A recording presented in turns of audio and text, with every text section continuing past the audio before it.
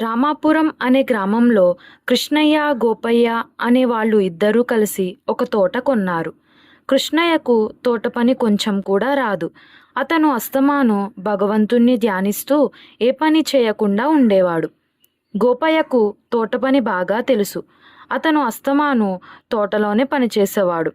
పిచ్చి మొక్కలు పీకి పారేయటము, చెట్లకు పాదులు చేయటము, నీరు కట్టటము ఇలాంటి పనుల్లోనే రోజంతా అతనికి గడిచిపోయేది.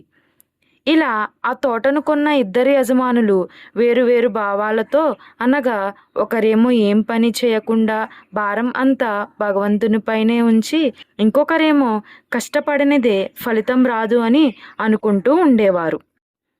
ఆ ఏడు తోట బాగా కాసింది. కాయలు పళ్ళు అమ్మగా బోలెడంత డబ్బు వచ్చింది. ఆ డబ్బును భాగస్తులు ఎలా పంచుకోవాలన్న సమస్య కూడా వచ్చింది. వచ్చిన డబ్బును సమానంగా పంచుకునేందుకు ఇద్దరూ ఒప్పుకోలేదు.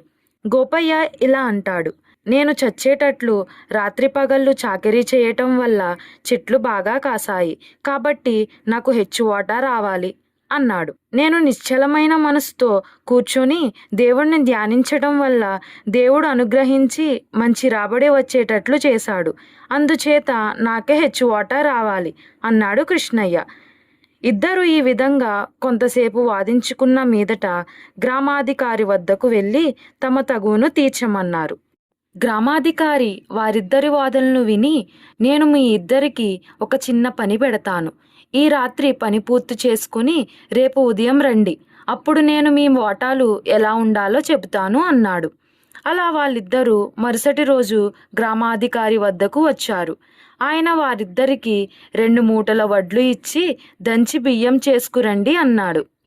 వడ్లు మూటలు తీసుకొని కృష్ణయ్య, గోపయ్య తమ తమ ఇళ్లకు వెళ్ళిపోయారు.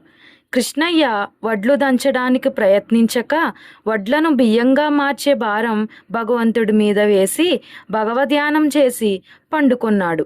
గోపయ్య మాత్రం తెల్లవారు మేల్కొని ఒక మూటడి వడ్లు దంచి దాన్ని మాత్రం బియ్యం చేయగలిగాడు. ఆ రాత్రి వేళ గ్రామాధికారి ఇద్దరి ఇళ్ల మీదుగా వచ్చాడు.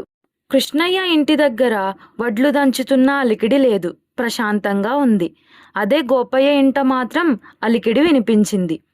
మర్నాడు కృష్ణయ్య, గోపయ్య మూటలతో గ్రామాధికారి వద్దకు వచ్చారు. గ్రామాధికారి కృష్ణయ్య తెచ్చిన మూటలు విప్పి చూస్తే వాటిలో ఒక బియ్యపు గింజ కూడా లేదు. దేవుని అనుగ్రహం వల్ల వడ్లన్నీ బియ్యం అయి ఉంటాయనుకున్న కృష్ణయ్య ఆశ్చర్యపోయాడు. గోపయ్య తెచ్చిన మూటలో నిండుగా బియ్యం ఉన్నాయి. చూసావటయ్యా కృష్ణయ్య, పాటుపడినదే ఫలితం లేదు. నువ్వు పని చేయకుండా దేవుణ్ణి నమ్ముకున్నావు, కానీ ఫలితం లేకుండా పోయింది. కష్టపడకుండా ఊరకనే కూర్చుంటే ఇంతే జరుగుతుంది.